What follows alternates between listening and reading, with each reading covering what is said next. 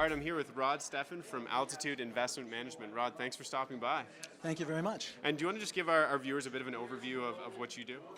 I work with Altitude Investment Management. We are a venture capital firm invested solely in cannabis. Yeah. We have offices in New York and in London.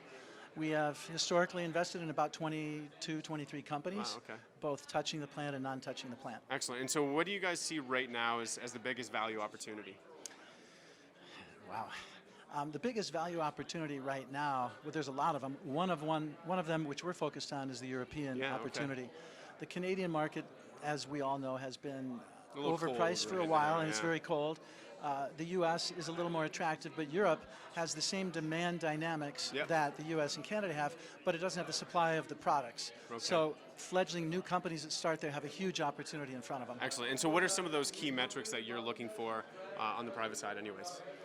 Well, generally, in today's market right now, cash is king, and there's a lot of companies that are burning cash at a rate that exceeds their ability from their balance sheet, at least, to provide. We'll see if they're still around in a few quarters. Yeah, and one of the interesting things is that my partners and I, we all have a distressed investment background, which puts us in a good position to look at these companies that are cash constrained and to help structure deals for those companies that are good companies with bad cash burn metrics, to put something together that will work for us both. And so how do you guys think about that then? If you're looking at a company that's seemingly distressed, what are, I mean, all of them, maybe it's a bit too far, but especially in Canada, a lot of them are distressed. So what are some of those key metrics that you guys would look at when trying to decide if this one's worth coming into? Well, public companies might have to disclose some things. Private companies, you're going to have to dig a little deeper, but we're going to look at the cash runway.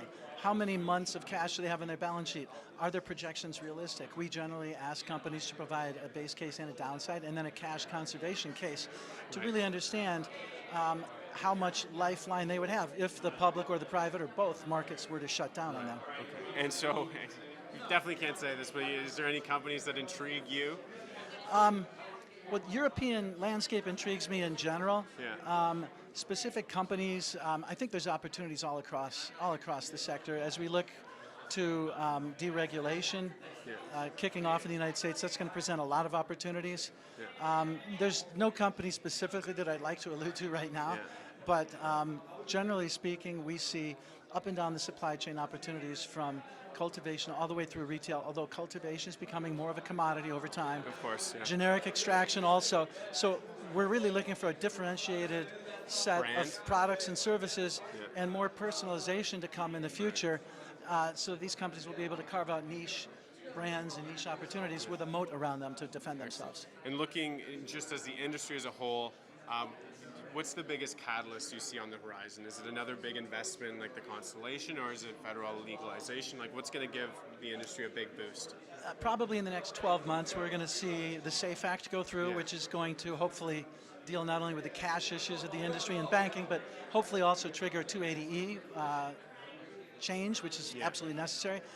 Ultimately, I think the NAIC has put forth a great platform and a plan to completely dereg, which would take care of not only a nutraceutical pathway, a pharmaceutical pathway, and getting rid of the illegal market, but it also has a framework to protect the consumer.